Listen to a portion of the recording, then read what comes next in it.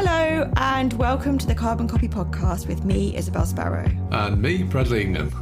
We've arrived at the next episode in our series, Do Something Bigger, which is all about finding ways to take collective action for climate and nature where you live or work.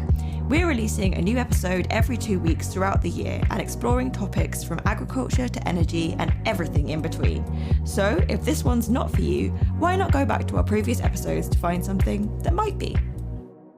Today's episode is called Turn to Public Transport. Yes, we've really pulled out all the stops for this one. Bus stops, tram stops, train stops. Okay, let's stop there. All right, let's get back on track.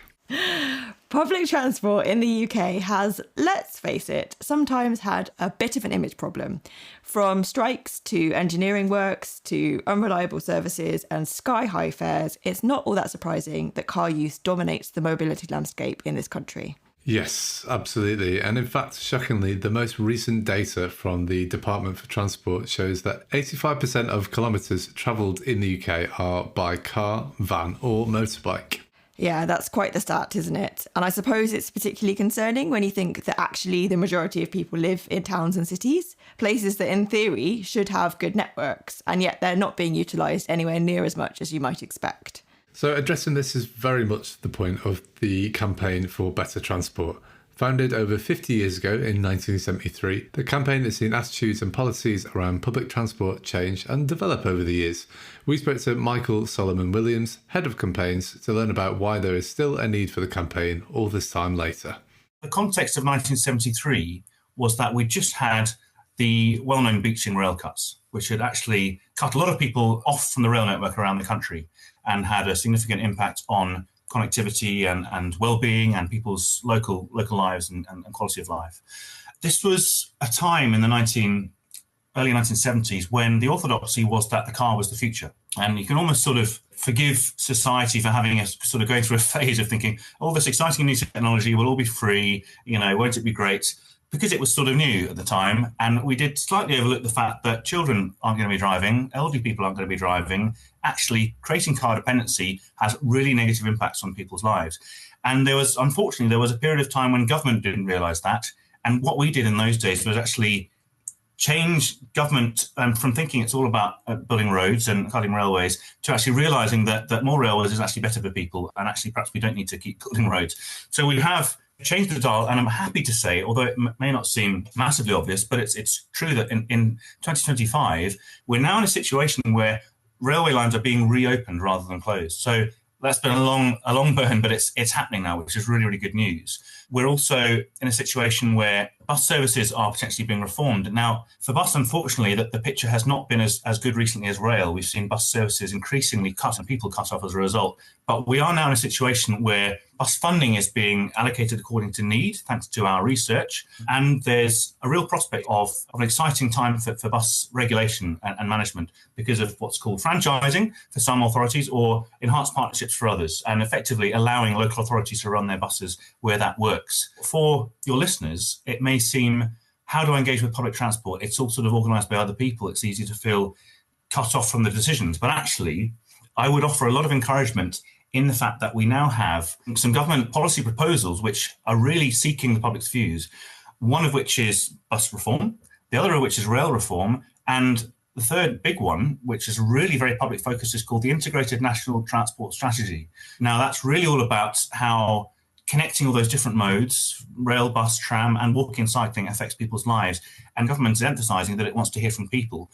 And we're supporting that in a critical but positive way. So it's actually a relatively exciting time to be trying to engage as individuals in improving the public transport network around this country.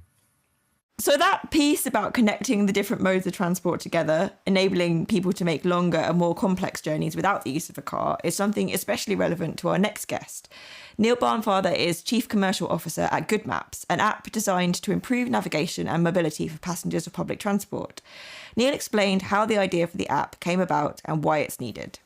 GoodMaps was founded originally with the purpose of helping blind and low vision people navigate indoor complex environments.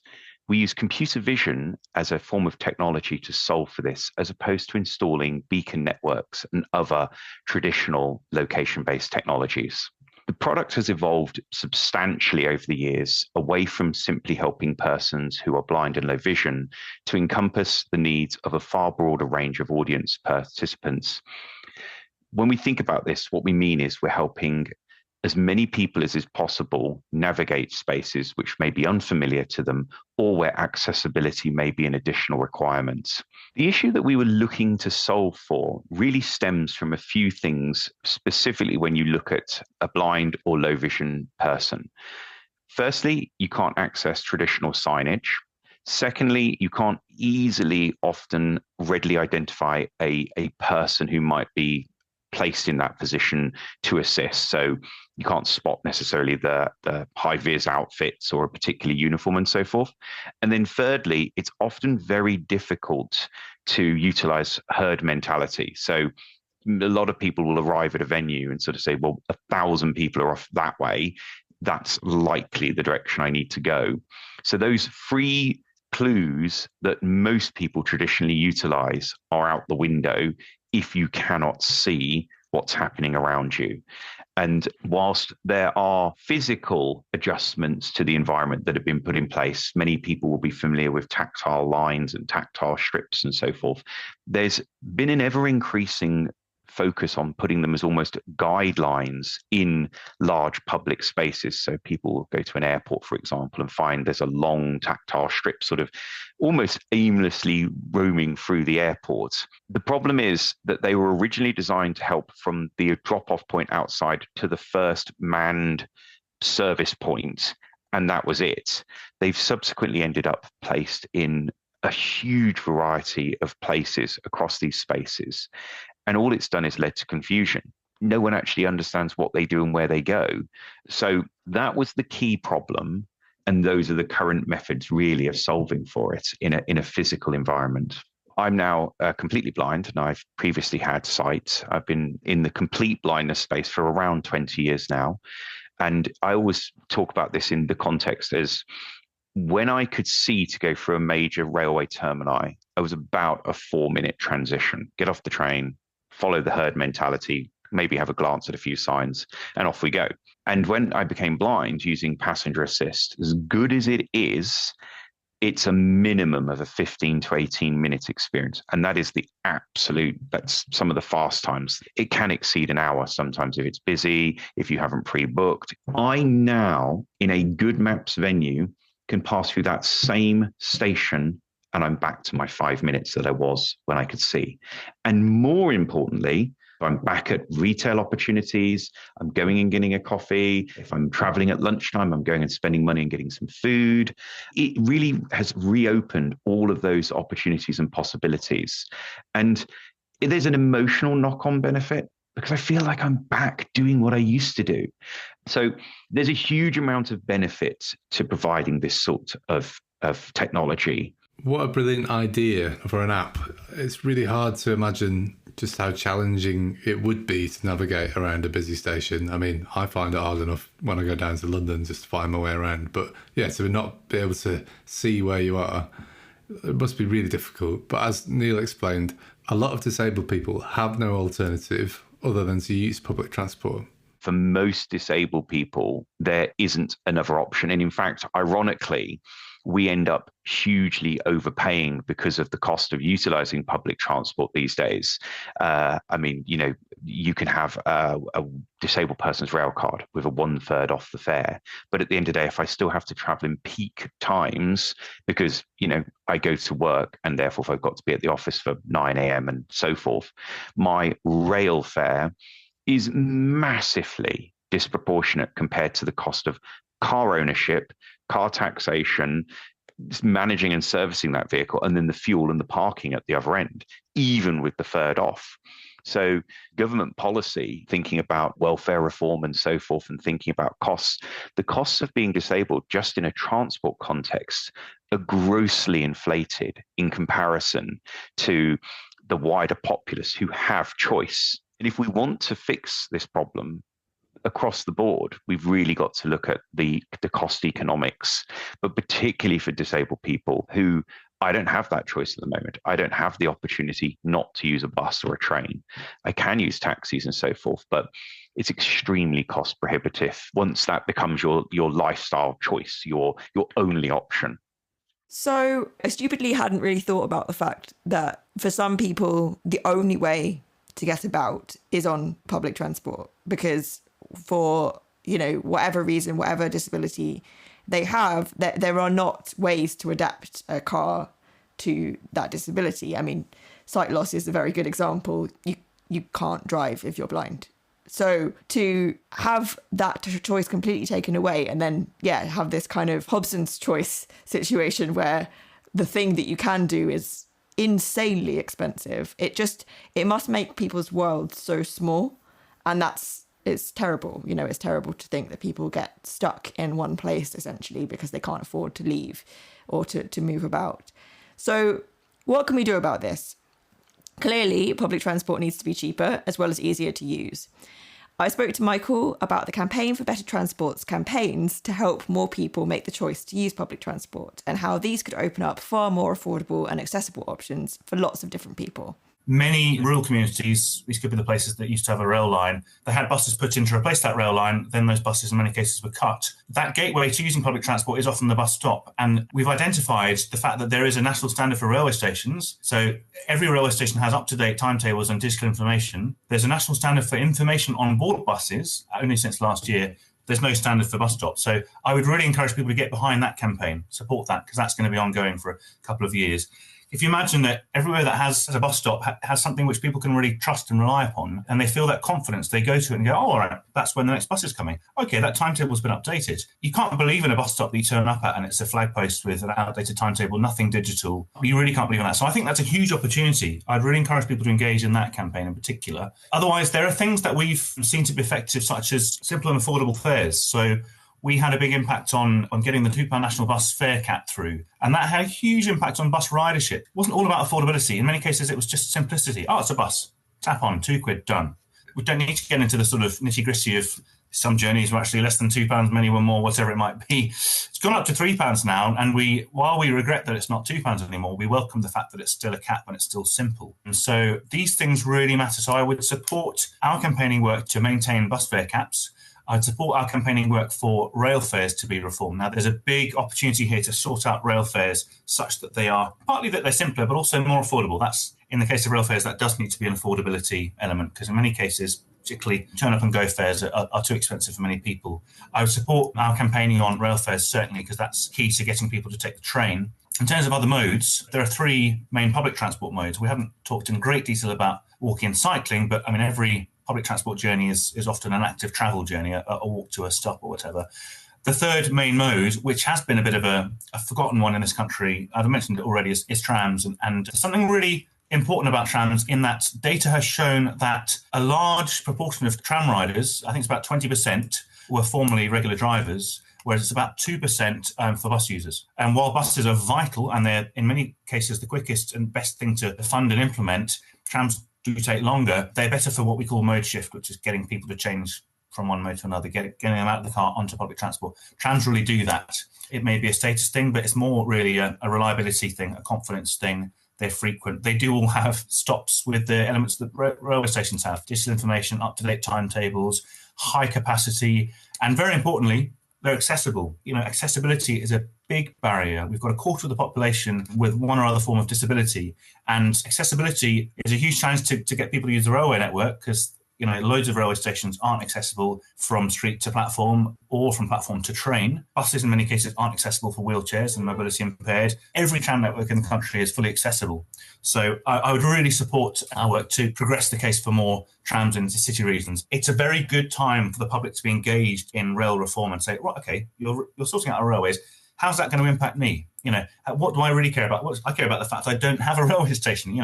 Therefore, get in touch with us. Say, we need to ensure that network expansion is a key part of rail reform. We need to ensure that there's a passenger growth target. We need to ensure that there are really ambitious targets set into this rail reform programme, rather than just, we're nationalising the railways and that's done. It needs to be something which offers an opportunity for really making change. We hope you're enjoying your ride with the Carbon Copy podcast today. If you know someone who you think might be moved by this episode, please let them know about it. But of course, wait till we've reached our final destination. Thank you. Carbon Copy is all about local action. So whilst our first two guests are helping change things in lots of places around the UK, we wanted to speak to someone creating change in a more grassroots way. Yeah, and Shahiesta Raja, Education Development Officer at Community Rail Lancashire, definitely fits the bill here. She is transforming local attitudes towards train travel and introducing new communities to the joy of life on the railway. The railway is quite a particular demographic in some ways because it's, especially up north where we are, it's not particularly multicultural, I don't think. When I started this job, I think I was the only South Asian heritage person doing this. And it was quite natural for me to link up with people that are a little bit like myself. So I started to link up with community groups that were not the usual demographic, really. A few years ago, we had lots of groups of refugees coming into the country from Syria in particular, but then Afghanistan and other parts of the world. And obviously they had to learn English as well. They were doing employability classes. They were trying to figure out their new home and how to get around. So I linked up with those organisations as well, and we started to work with lots of different groups to sort of teach them how to use public transport, particularly trains, and how to do that safely, because I realised that people that come from other countries, the rail system might be very different in that country, or they may not even have one. You know, some people would never have travelled on a train ever. The group that I set up, it just came about quite naturally because a good friend of mine who I've known for a very long time, she started to struggle a little bit getting out of the house and felt a bit isolated. So I started to bring her to work with me. Because at Accrington railway station, we have, we call it the bunker. We have an office underneath the ticket office. And it's a really lovely space. And we usually bring children from schools there to do lots of different activities. So I started to bring my friend to work with me. And she said, this is such a nice space and a really safe space. Could I bring somebody else that I know? And then it sort of grew from there. And from about 3 or 4 people, we've ended up with around 20 women that used to come regularly on a Tuesday morning. It was somewhere for them to go, but it was also a safe space for them to talk about whatever they wanted to talk about. But then I used to get them on the train from there as well and just go to very local places, go for a walk, go for a cup of tea and then come back again.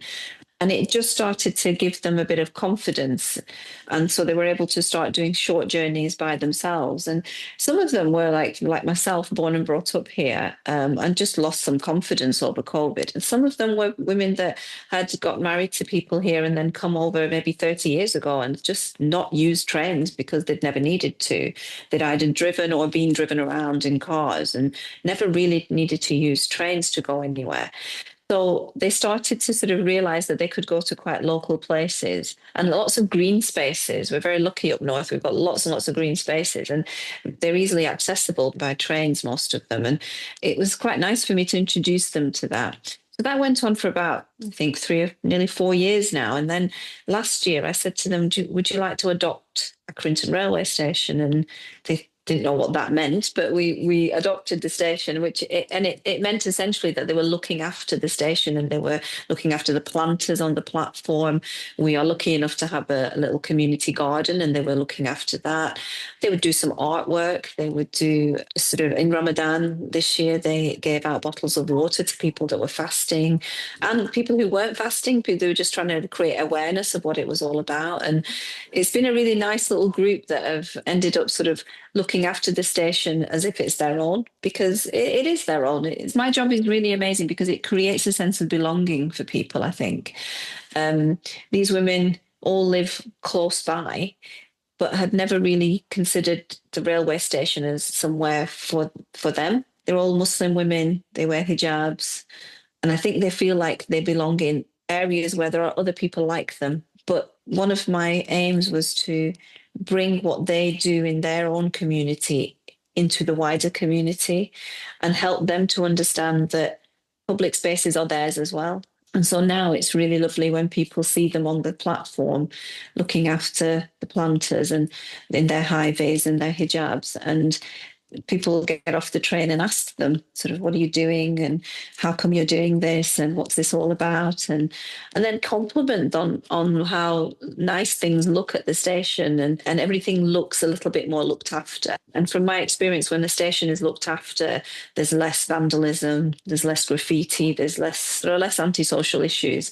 And I feel like because they're seen to every week and people see them in their high vis and they look very official, they look like they're looking after and cleaning up and tidying up, people sort of are very respectful of that, I think, and try to keep it like that.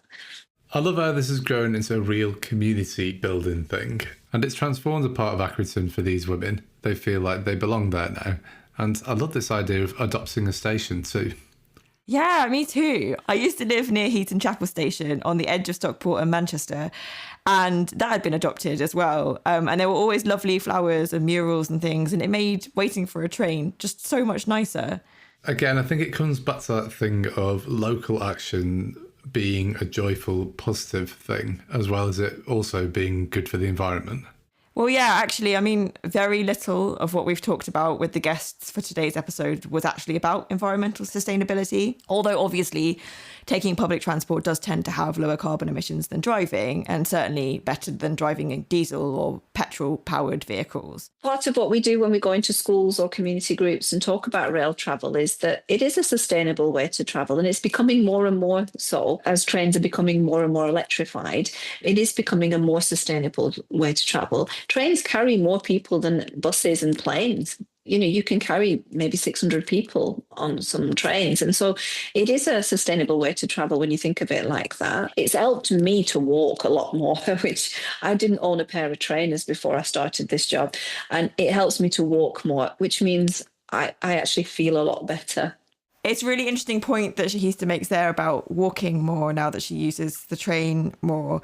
And obviously, you know, for some people, walking isn't necessarily something that they can do if they've got a disability.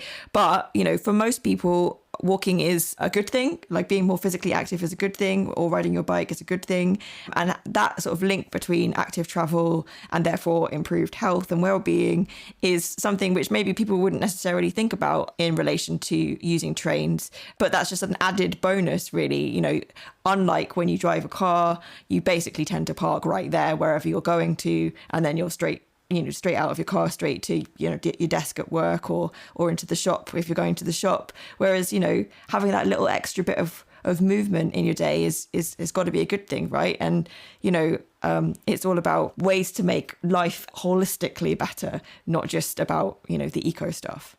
Yeah, absolutely. I mean, I remember I didn't have a car for a very, very long time in Manchester, and it would just be public transport, trams, trains. And you'd have to set off a little bit earlier, but, you know, you'd be walking around and you'd see things that you wouldn't normally see. And I think it does make you more grounded. It's better for your mental health. It makes you a more rounded person. So, like she used to said, it isn't necessarily the most convenient thing, but I think if you can put aside the extra time just to do it every now and then, that can make a big difference. Neil told us about how GoodMaps is currently being used and how there was a need for the technology to be adopted more widely across the country. In 2024, we facilitated over 40,000 uses alone on the UK rail network. And that number has exponentially grown this year as we've continued to add rail networks and additional stations. The more the network of venues mapped expands, the more a person is inclined to say, I can start here and end here. And that's the key to the success of the technology being available in a larger number of venues. One of the biggest challenges we have today, we often hear about the north-south divide as a positive towards the south and a negative towards the north. In the GoodMaps world, actually, we found it's very much on its head, whether it's Transpennine in the north, our relationships with C2C and Trenitalia out in the east, right up through the Avanti West Coast Partnership and the LNER partnership on the east. These absolutely focus on the Midlands up to the north, and yet we have very little public transport exposure in the south. This basically means that if you're someone like myself living in the south, you're completely cut off and 100% left to human in the loop passenger assistance. We totally need to bring in consistency and an ability for people to have that experience that begins at one point and ends at the other point. we need to ensure consistency across the network. Yeah, that's really interesting. And one thing that Neil also told me about, which we haven't necessarily included here, is how in different places around the country, different technologies are being adopted. And a lot of it is to do with procurement processes and competitions and all that kind of thing. And I understand why those things exist. And certainly having worked in public sector organisations before, I completely recognise how this stuff happens. But when you think about the end user of these products and of these services, you sort of think, well, actually, the fact that there isn't any consistency, the fact that a passenger can go from one place where they're using one particular system to find their way around a station and then end up in a station where it has a completely different system, that's just really unhelpful. They're not going to be able to make that journey in a way that is comfortable for them. And they're going to have to, I don't know, download multiple apps or have like a huge like list of different things that they need to prepare for each place that they go to. It just doesn't really feel like it's a joined up way of thinking at all, which, you know, when you're talking about transport, kind of doesn't really make sense. Yeah, it definitely makes it sound a lot more stressful than it needs to be. I think the inconsistency thing is pretty relevant when you think of how rural areas are served in comparison to urban. Michael explained how people living in more remote and rural places were being supported by the campaign for Better Transport's work. Many of the places I referred to earlier on lost their rail network in the 60s. That doesn't have to be the end. And as I've demonstrated with the Northumberland line, that was closed in the 60s. The Dartmoor line was closed in the 60s. These lines are gradually reopening. We are actually really keen to campaign on the fact that there was a programme called Restoring Your Railway, which was recently cut. And this is perhaps a way of emphasising that we support government when it does the right thing, but we criticise it when it doesn't. And we didn't agree with the decision to cut the Restoring Your Railway fund. We felt that was sort of bad optics and not the right thing. What we want to see is an improved version of the Restoring Your Railway fund. We think it's vitally important. And many of your listeners who might live in really isolated areas probably don't live far from where there used to be a railway line. And if you have a look at our website, our most popular webpage is the Reopening Rail page. It's got a long list of lines organised according to priority. And some of them are now, they're out of date because they've been reopened. You know, so I would say, look around, see, has there ever been a railway in this area? Is there a case for there to be one again? If there hasn't been, then there could be a new one. But if there was before, actually reopening often has a good case to be made for it. So I'd look at that. I would then look up this INTS, we call it, the Integrated National Transport Strategy. There is a real emphasis on public engagement. I would then see if you can engage directly with government on the INTS. I would then also recommend talking to your local politicians, of course, your MPs. If they're really keen to engage in public transport improvements, they will often take your local concerns and actually channel them through people like us to influence government policy. So there are many ways in which you can engage. What's quite exciting when we're addressing these challenges is that more and more people are realising the impact of public transport disconnectivity to their wider lives, to their well-being, to jobs and opportunities. More and more people are sort of making that link and going, hang on, you know, my area isn't just cut off because it lost its industry, it's cut off because it lost its public transport. You know, these are places that go back 100 years or so. Many of the UK's city regions and coastal communities had electric public transport, you know, in the form of trams. If you think about it, it's sort of wild to think that everywhere was kind of all right. The cycling was 5 times as common as it now is, although that's increasing, but it was much more common for people to cycle. It was safer to cycle. There were trams everywhere. You know, it's not wrong to imagine that these things could come back, but in a new, modern and effective way. So I'd encourage people really to engage their local politicians on this and say, look, we've had it before, we deserve to have it again. And that would make our whole community the richer for it. Well, that seems like a pretty good vision of the future to me. And that richness and connectedness is certainly coming through in the stories we heard from Shahiesta about Accrington. She told us a really moving story, which just perfectly demonstrates how much of an impact all of this can have. There's one lady I need to tell you about who's part of this women's group now, and she joined last year. And within that time, her sister, I know she won't mind me telling you about this, but her sister fell quite seriously ill and was in a hospital in Blackpool. And her husband had been driving her there in the mornings, and she'd been spending the day at the hospital and then coming back. She then contacted me and she said, is there a train that goes to Blackpool from Accrington? Because it's becoming quite difficult for my husband and my children to keep dropping me off, and the traffic's awful in the mornings. They have to go to work. And then I tried to stay in a hotel there, but it's too expensive to keep doing that. I said, yeah, there is. And I showed her how to get on the train. We, she'd travelled with me a little bit, but she hadn't travelled on her own. So I spoke to the conductor. She got to Blackpool and then she was telling us about it a few days later. She said she met a lady on the train and they exchanged numbers and they are still in touch. This lady helped her to get the bus from the railway station to the hospital and they're checking on each other. And she said it changed her life. And it meant that she didn't have to depend on anybody.